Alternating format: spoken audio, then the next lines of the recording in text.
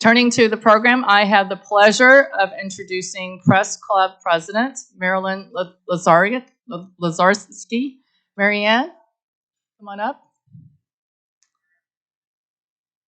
Marianne is an award-winning broadcast journalist. She's an editor-producer of the Milwaukee PBS, along with being executive producer of the 1036, the station's monthly news magazine show. Marianne also produces documentaries, including the national award-winning production Kids in Crisis, You're Not Alone on Youth Mental Health, Marianne's award-winning documentary on local war photojournalist Dickie Chappelle, Behind the Pearl Earrings, earned a spot in the Milwaukee Film Festival in 2016.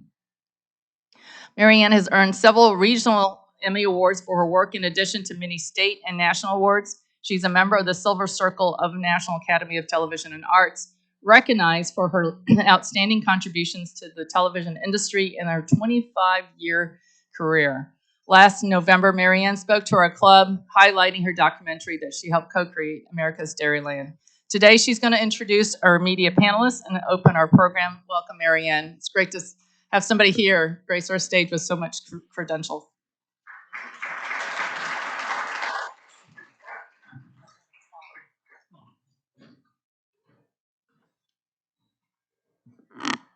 Good morning, everybody. I'm happy to be here today to help welcome you to this Newsmaker event with Lieutenant Governor Mandela Barnes. Before we get started, I want to thank our event sponsors. Our presenting sponsor is Spectrum News 1. Our supporting sponsor is We Energies. I would also like to thank our event partners, Rotary Club of Milwaukee and WizPolitics.com. WizPolitics.com partners with the Press Club for this program as part of its ongoing event series in Milwaukee, sponsored by UW Milwaukee, Wisconsin Academy of Global Education and Training, 1125 at Pabst, Milwaukee Police Association, the firm Consulting, Medical College of Wisconsin, and Spectrum. Now, I would like to welcome our media panel.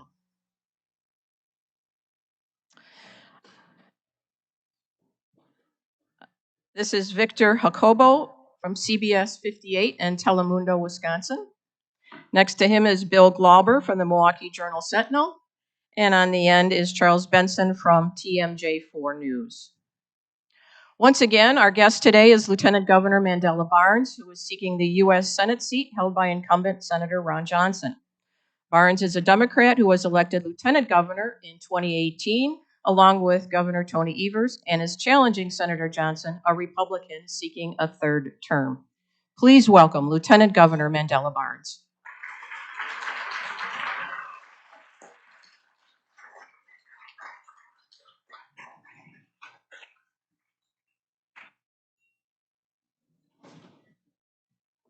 All right. Thank you so much for the introduction. I want to thank everybody for being here.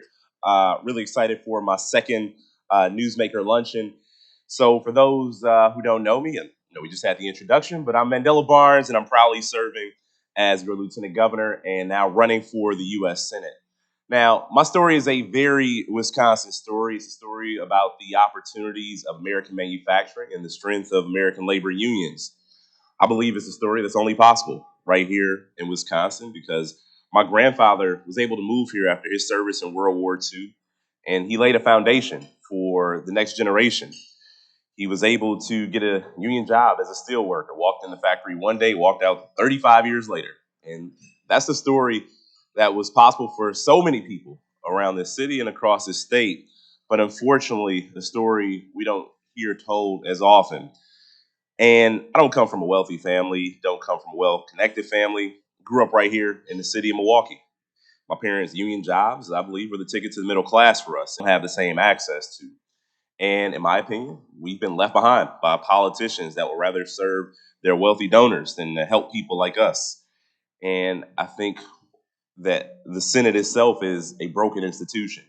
And I do firmly believe that Senator Johnson is actually one of the worst parts of that broken system. Now, it's been an honor and a privilege to serve as your Lieutenant Governor.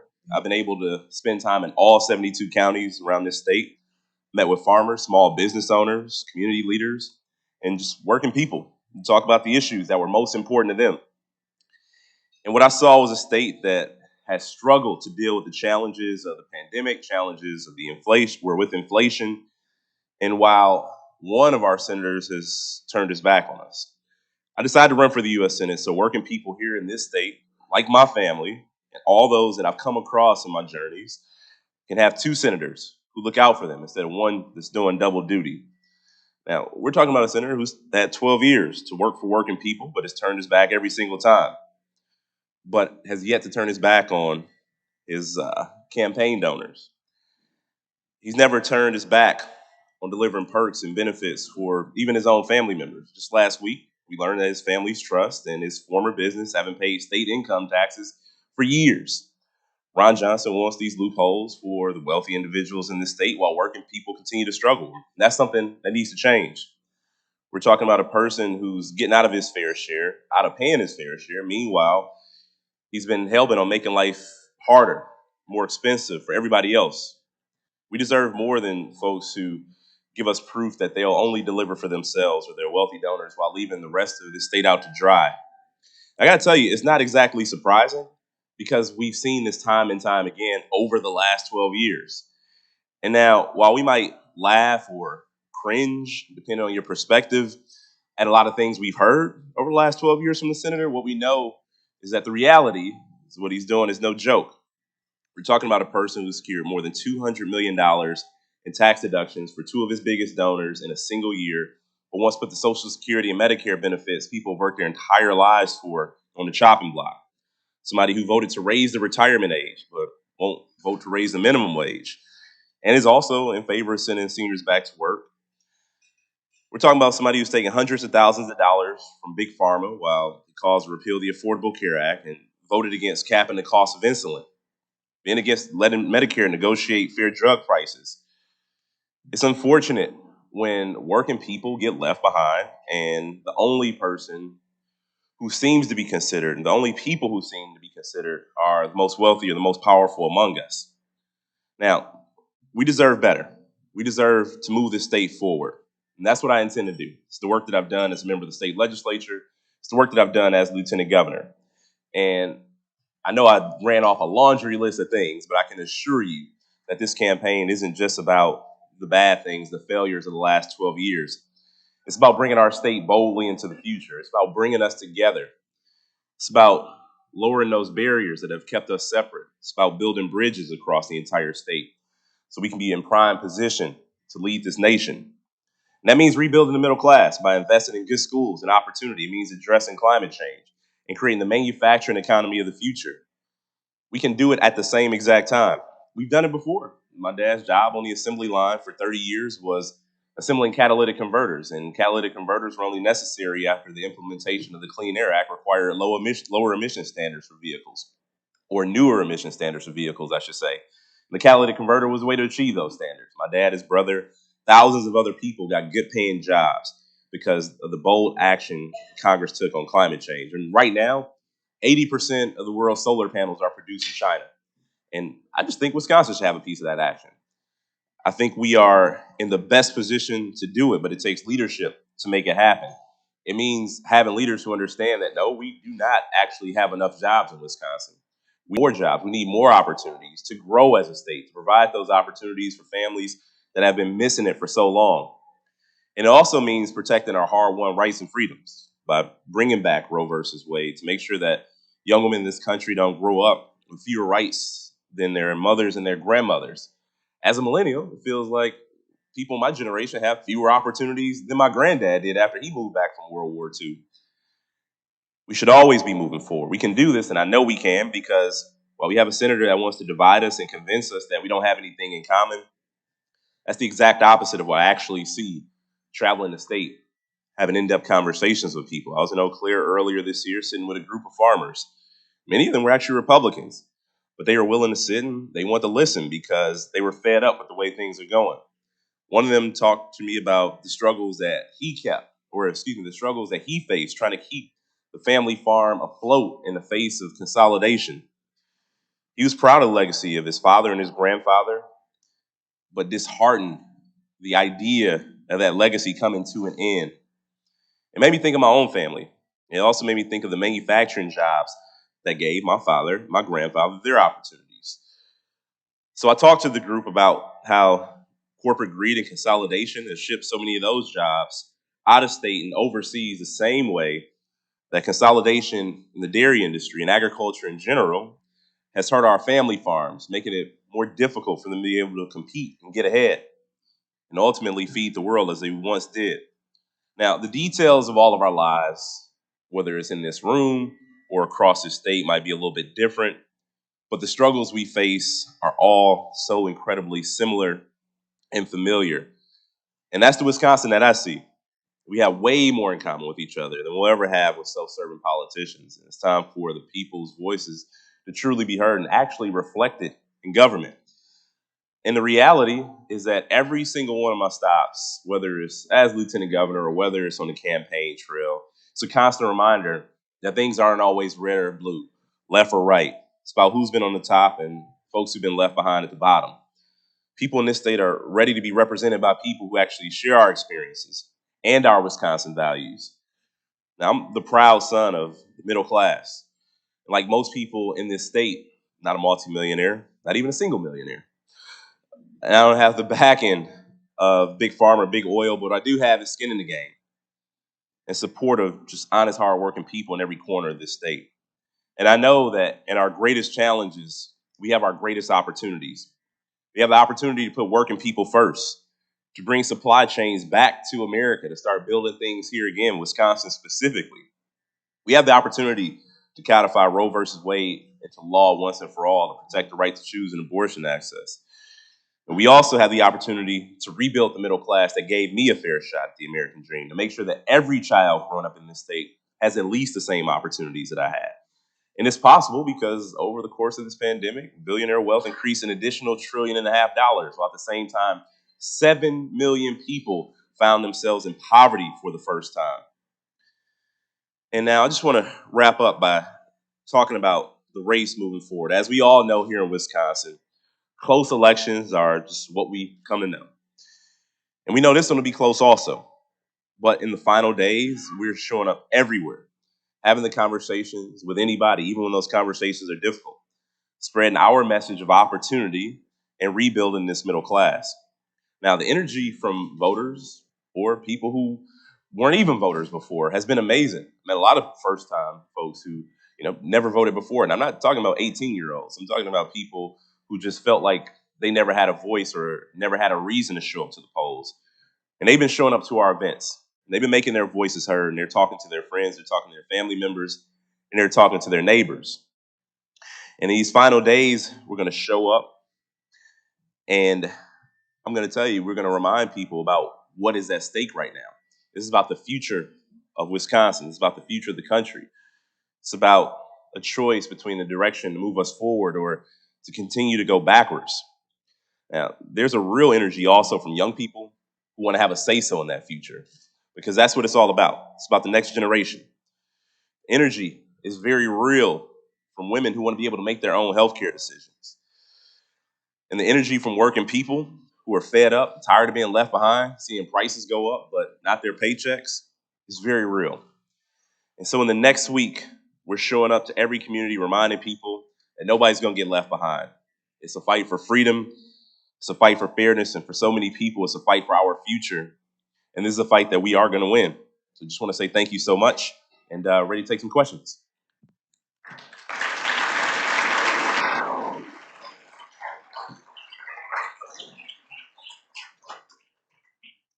Lieutenant Governor, thank you again for taking the time to take some of these questions.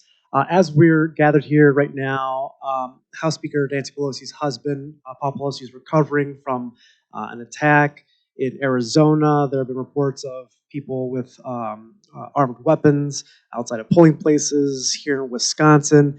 There are poll workers who are receiving stop the bleed training, training for active shooters here in Milwaukee. They are increasing security measures ahead of the midterm elections next week. What are your thoughts about where we are in this country with political violence and aggression, and how will you use your office to lower the temperature of this divisiveness that we have? Yeah. Unfortunately, we saw a lot of the green light for divisiveness happen about 6 years ago. And it was a very unconventional campaign for president of the United States. And a lot of things were laughed off. A lot of things were brushed off. People, oh, it's just joking. That's just the way he is. His brash delivery. But we saw a rise in political violence as a result of it because people felt that it was okay. People felt that it was acceptable. A person running for the highest office in the land that built an entire campaign off of diminishing and demeaning entire communities of people, making people feel as if they were the actual enemy, not just political differences, but saying things as if people should see harm because they had a political difference. And it's up to everybody to call out the dangerous and violent rhetoric as it arises. I condemn political violence every step of the way. I mean, we get a lot of ridiculous stuff that comes our way, and so many other people do. And so we all, especially, I think there's also a real important role for media to play as well. I think you all are because you are often subject to threats as well. But if we're not going about this in the most serious way, where people don't feel comfortable making these threats or participating in political violence, it's going to continue. I mean, January 6th was a real thing that most people thought they would never see happen. But folks actually tried to storm they tried to storm the Capitol. They tried to hang the vice president. Like, this is ridiculous. We got to a point then, and we didn't see enough condemnation of that act from people who should have condemned it. And Senator Johnson is a person who said that this didn't feel like a violent insurrection to him. We all saw what we saw on television. We all saw this happen in real time. People, were threatened. 140 officers were injured. So there is responsibility for people who just have yet to say anything because it benefits their political cause. And that's where we are right now, because without the division, without that violent rhetoric, there wouldn't be, I guess they feel as if they wouldn't be successful, or they'd be deemed as weak if they dare to go against the former president or dare to call out this violence. And if we're going to have leaders in office who are afraid to call it out, afraid to bring it to an end, then they don't deserve their seat in office. And that's one of the major reasons why I'm running. We got to bring back decency to this state and to this country.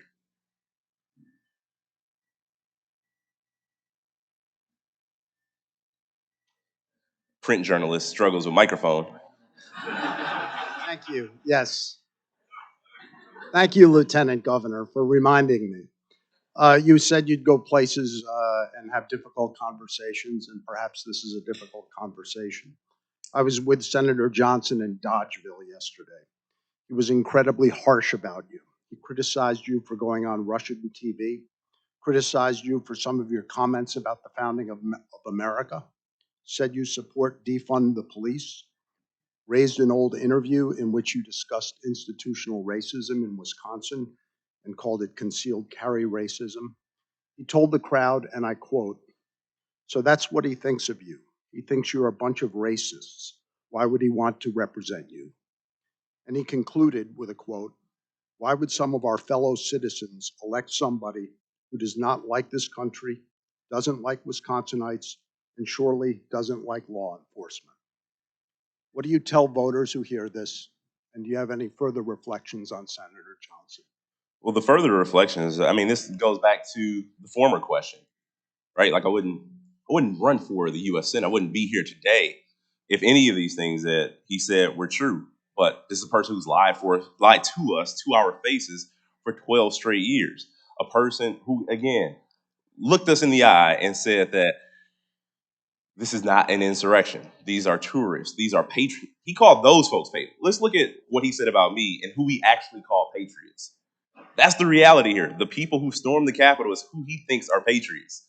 Yet he'll use every single word to try to vilify me, to try to cause, unnecessary harm, or to try to, rile up people in the most ridiculous ways. And he can talk about whatever interview. Like, this is a person that had to be sat down by the FBI and warned that he could be a Russian asset, could be used as a Russian asset. We brought this up during the second debate, and his response was, "Oh, the FBI tried to set him up." It's always everybody else's fault and not his. This is a person who will say whatever it takes, regardless of how ridiculous, how dangerous, but we know that. somebody who tried to overturn an election, a free and fair election, because he didn't like the result. Now imagine if the vice president's office actually took those fraudulent electors. We'd be in a much different place in this country right now. The political violence that we've already seen would have been nothing compared to what we would have experienced if our democracy were to have crumbled in front of our very eyes because of one of our U.S. senators trying to send fraudulent electors to the vice president. He's not just a danger to this state, he's a threat to the stability of this country. That's who he is. And a person who will stoop to disgusting lows just to win a seat, just to win a seat in political office. I mean, that is a very telling aspect of this person's character, and it's unfortunate that's the representation we've been getting.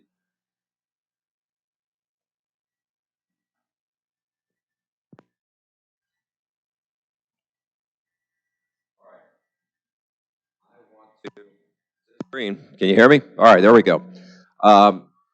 Everyone in this room has to deal with a budget and try to make ends meet. The nation's budget, not doing so well. Last month, we hit $31 trillion. The next senator is going to have to deal with this. And one of the ways to deal with it is to make budget cuts. Specifically, what would you look at in addressing the nation's debt to reduce it by cutting what? Well, I always look back at how we got into this place. We were operating with a surplus before we found ourselves in some never-ending wars, and we've lost lives, countless lives. It's more than just the money. It's the people that we lost because of never-ending wars and the families that'll never be whole again because of foreign conflict. And we have to take a look and figure out at what point does keeping our country safe, which we absolutely have to, it's a priority.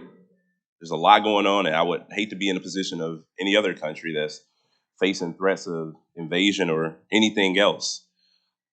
But beyond that, we have spent a whole lot of money to get us into that $30 trillion hole. And Ron Johnson had no problem blowing an additional $2 trillion hole in the deficit to deliver tax breaks for the most wealthy individuals in this country. Working class people had to foot the bill. If we change our tax structure to make sure that the wealthy are paying their fair share, we'll get back to where we need to be over time. Like, if we continue, whether it's the Bush tax cuts or whether it's the 2017 tax bill, if we have another incentive, if we have another tax bill that benefits more wealthy individuals, we're going to be in a world of trouble.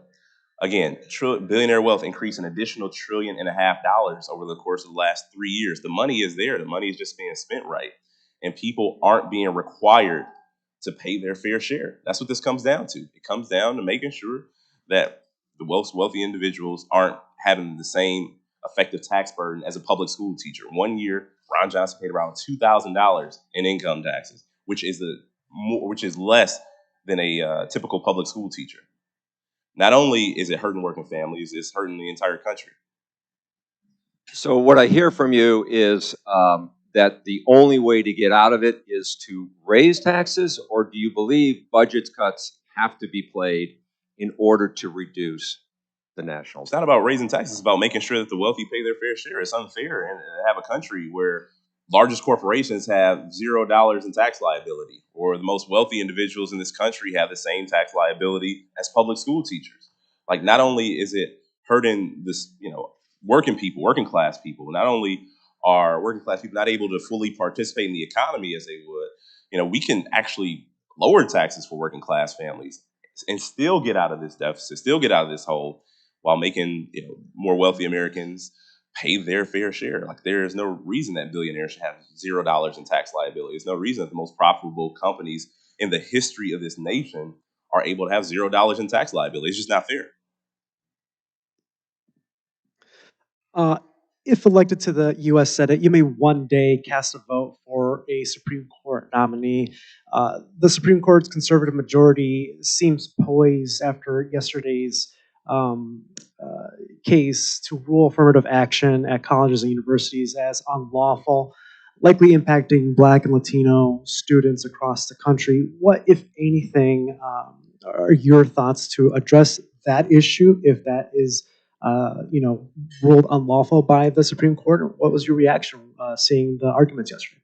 Well, absolutely. I took my oath of office. I said that we were going to lead with the core principles of equity and sustainability, making sure that people have a fair shot at the American dream. That's what it's all about. Too many people have been consistently denied opportunity for a variety of reasons. And if we don't do the work to make sure that all of our communities are whole, to make sure that all of our communities have access to the resources they need, regardless of race, regardless of ability, regardless of sexual orientation, regardless of myriad factors, we are only making ourselves weaker as a nation if everybody doesn't have a chance to get ahead. So, in the event that it is struck down and viewed as unlawful, then we'll have to get to work right away to, through legislation, to figure out where those flaws were that allow for it to be overturned, where those flaws were that, where those holes were. We got to patch those gaps to make sure that everybody should be able to get ahead. Like that's what all of us should want. We should all want a country where, regardless of a person's zip code, regardless of their color, or the color of their skin, can go about life, get educated, work hard, see success, benefit from that work, and retire comfortably. The reality is, the less that those opportunities are available, that means the more we'll see rises in crime, the more we'll see rises in violence, the more we'll see, less instability in this country. We are only setting ourselves backwards if we are not making sure that every single person has opportunity in this country. I'm a quick study. I think I got it this time. I'd like to talk to you about 2053. I'll be 96 and will have been collecting Social Security for 30 some years. That's when you'll reach your normal retirement age of 67. Do you envision any possibility that the normal retirement age will or should be raised? And other than, as you've said, making the wealthy pay their fair share, what specific proposals do you have to shore up Social Security? Yeah, absolutely. I do not think that we should raise the retirement age. I think that we're asking a whole lot from people. There are folks who essentially would be fine if people had to just work until they died. Now, people want to work past retirement age, by all means, go ahead. But I don't think it should be a requirement for people to work 40 something odd years, 45 years of their lives. It's ridiculous. People should be able to relax and enjoy life, especially when you've actually paid into a system. It's not like some handout. It's not candy, as the senator would have called it. These are actual benefits that people earned and paid for. And with that being said, even going back to the question about the deficit, what I have proposed before in making wealthy pay their fair shares, no family, no person making under $400,000 a year will see any rise, any additional taxes.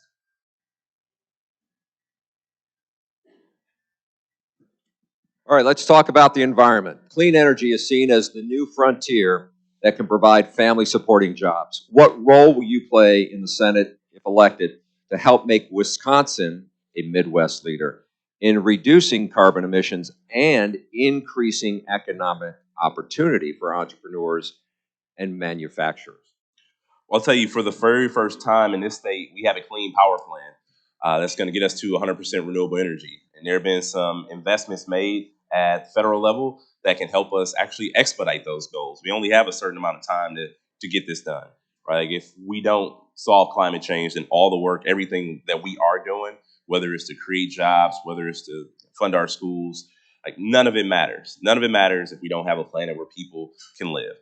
And with our clean power plan, there's still additional support that we can use for transportation infrastructure, for incentivizing companies to be able to create those jobs here. In 2017, I want to say 2016, 2017, jobs in the renewable energy sector outpaced the rest of the economy. And as I mentioned before, catalytic converters is one of the best examples of job creation and opportunity here in Wisconsin. I mentioned the 80% of solar panels.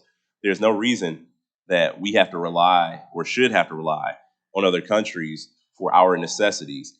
And another point of contrast, I'll say, Senator Johnson once said that why make things here in America if we can make them in China for dirt cheap? Now, not only is that causing supply chain issues, it is also limiting economic mobility for Wisconsin families. This is about believing in our workforce here in Wisconsin. Combating climate change is a job creator. Not addressing climate change is going to kill jobs in this country, whether it's tourism industry, whether it is, whatever the case is. We're talking about also industries that are going to be phased out as well. I was in Superior my first year as lieutenant governor, and they had to get they needed a backup generator. They tried to get in the capital budget, and they had to get a different backup generator because the current one operates on a very specific form of coal that comes from a very specific mine that was being shut down, leaving them in limbo. Now, when it comes to renewable energy, we have sun, we have wind, and we rely on other states to supply about 60% of our energy needs. Coal does not come from Wisconsin. Oil does not come from Wisconsin. Every single dollar, for the most part, too many of our dollars are being sent to other states to meet our energy needs. We could be spending that money right here, keeping jobs right here, creating new jobs right here. And it's incumbent upon the federal government to help support the efforts of states like the efforts that are already underway here in Wisconsin. As the chair of our climate change task force, we brought together utility companies, we brought together labor unions, and our traditional climate activists to be a part of the discussion to make Wisconsin a leader in not only the fight against climate change, but the economic opportunity that comes as a result of it. So is there anything missing in the toolbox that you would want to add? And do you think it should be government driven or the marketplace should drive it? Marketplace is already driving it. And to be honest with you, utility companies here in the state had clean energy goals before the state did. So this is already happening. Lower costs. This transition is going to happen regardless, but we need to make sure that we're actually seeing the benefit, to make sure that jobs are actually being created right here in Wisconsin. That is a role that government does have to play, to make sure that we aren't just creating jobs in other states. And when it comes to renewable energy, the opportunities in California or Florida are going to be a little bit different than those here in Wisconsin. We recognize that. We don't have as much sun. We've had a couple great weekends recently, but the opportunities, we can't count on that to be the case forever.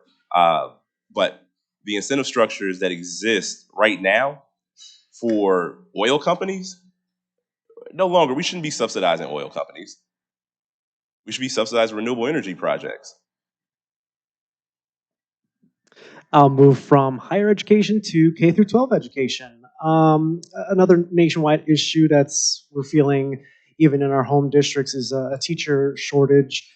Here in Wisconsin, they're having to see fewer applicants for jobs, pull teachers out of retirement to really put bandages on what's a larger issue. If elected to the U.S. Senate, how will you help improve the K-12 teacher pipeline to strengthen U.S. education and avoid, more catastrophic problems? Well, a lot of teachers are just simply burnt out. Like I knew a handful of great teachers who just left the classroom. They simply couldn't do it anymore. The stress of the last few years made it too challenging of a job. Teachers are expected to do all sorts of things they weren't trained to do, all sorts of things they shouldn't have to be expected to do. And it's because so many of our schools have lost the necessary support and resources they need to create well-rounded education. So many of our schools don't have school nurses, school psychologists. Some of our teachers are playing supplemental parent. And it's not fair. They shouldn't be expected to do that. And that's why it comes back to making sure that working families have some opportunity. And also, we need to create a foundation for our students with early childhood programs so that they are ready to learn or are already engaged in the learning process from a young age. So we're creating learners early on, making sure that our students have the social skills and making sure that we address some of those challenges that sometimes go under the radar, whether it's mental health issues or even physical health issues. How many children don't have access to healthcare, right? How many children have working parents that unfortunately can't get them to a doctor, or have untreated, undiagnosed problems that make it more difficult for them to learn, which creates more challenges in the classroom. When we have communities that have good paying jobs, communities that have all the resources and necessary support, I mean, you see a very real difference. Like the dichotomy between our school districts in this state is embarrassing. And it's because some people, some communities have just simply been forgotten about. And unfortunately, we've tried everything. For our administration has tried everything we can to increase funding for our schools, especially the most impacted school districts, especially high poverty school districts that experience the most challenges.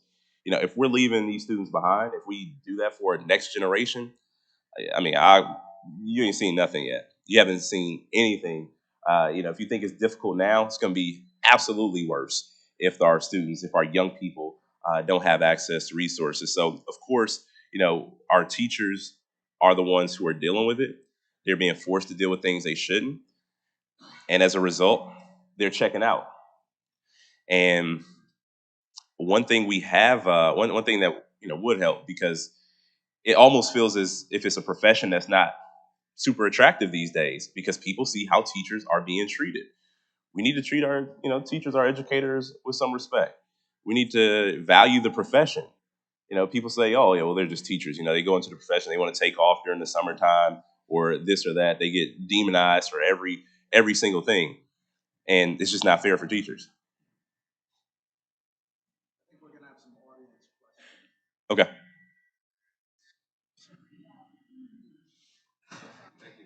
Thank you.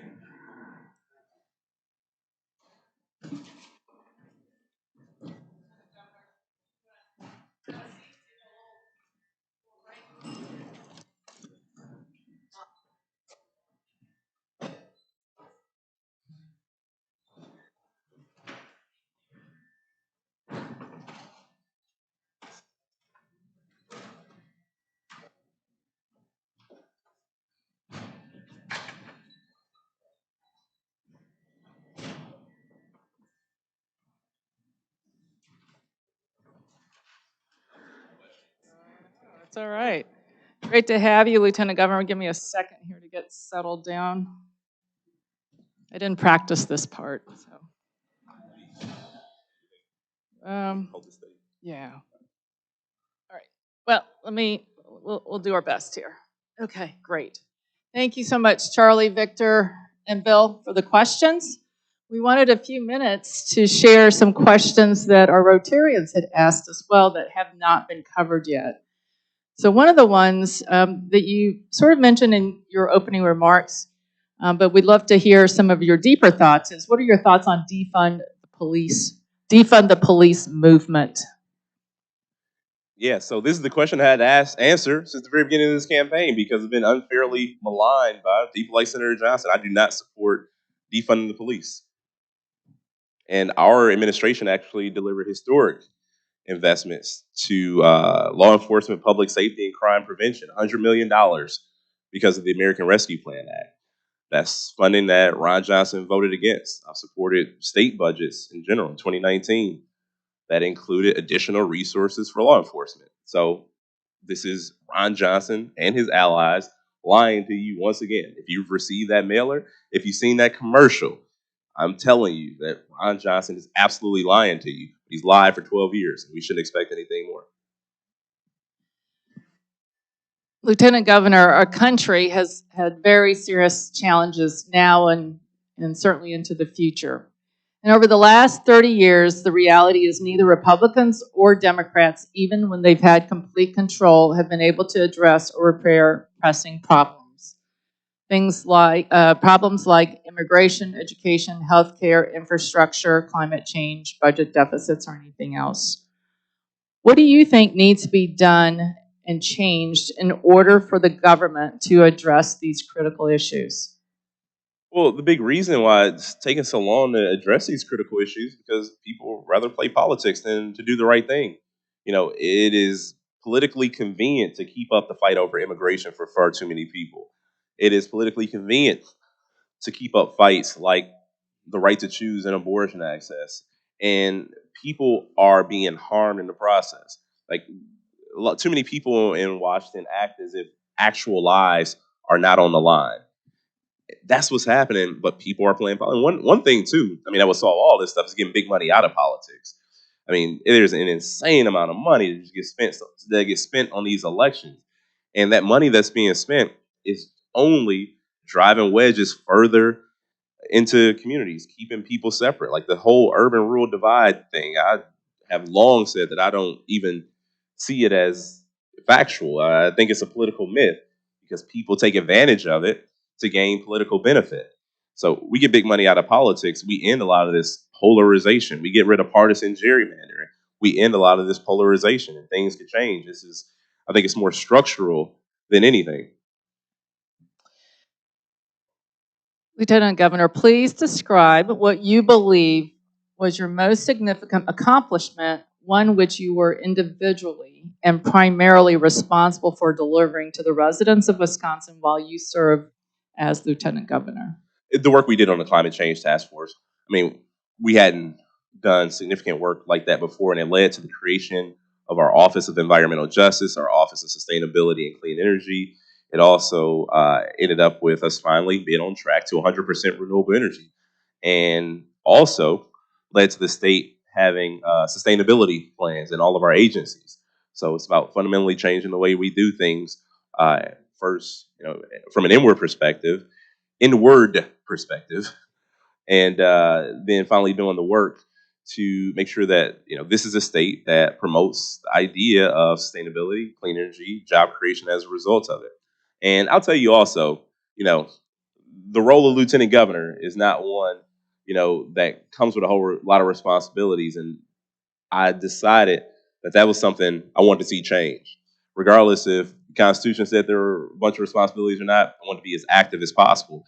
I can guarantee you there has not been a lieutenant governor that has been as active as I have been in any administration in recent memory. I credit that to the relationship that I have with the governor. Great.